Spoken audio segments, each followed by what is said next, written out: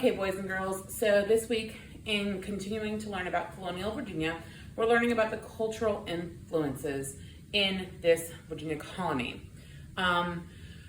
Virginia became different from England. Even though it was a colony that was part of England, they were across the water. And remember, these generations of people are growing up without English influences. So in an area when you settle, people bring their beliefs, customs, and traditions with them into this area. So the people who had moved from England had descendants, and these descendants were raised with different beliefs and traditions and values and customs than the people who lived in England, which is why Virginia kind of developed into its own cultural identity. Okay, there were three main groups of people who lived in Virginia: European immigrants, which can be broken up into English and other Europeans, and then the Germans and Scots, Irish, and that's important.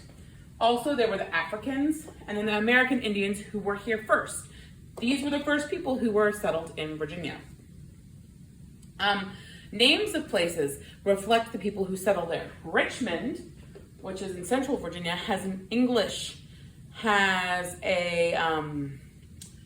background. It comes from Richmond on the Thames, which is a suburb of London. So this is an English name. Roanoke in southwestern Virginia, out here towards the Appalachian Plateau, is an American Indian name, which means wampum or seashell. Okay, so this is an English cultural influence, and this is a American Indian cultural influence name. So these different groups that settled in Virginia lived in different areas. So before the English got here, Native Americans lived all over Virginia. They lived throughout the state.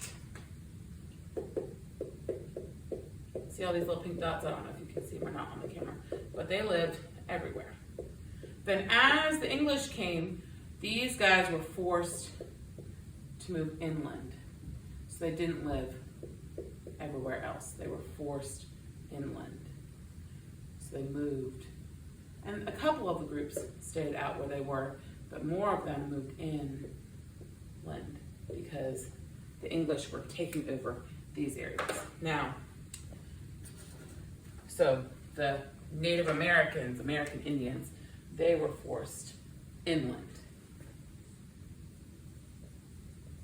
after living all over the state.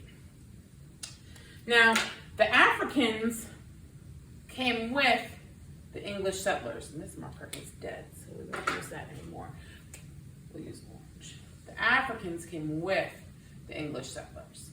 Africans and English settlers were in the same area, and they settled mostly in the coastal plain region and in the Piedmont region. Remember, they were traveling by ship to get here, so they had initially settled up on the coastal plain out here, and then they moved inland a little bit, but not all the way throughout the state. They were in the coastal plain and Piedmont region. So then this group of people, the Germans and Scotch Irish, they settled in this place called the Shenandoah Valley, which is kind of right here in the Blue Ridge Mountains. The Shenandoah Valley was on a popular migration route. So that means an area where people traveled through to find a new area, just like geese migrate, animals migrate in the winter and in the spring. This migration route was a way that people traveled, and so Germans and Scotch Irish settled in the Shenandoah Valley, which was along a popular migration route.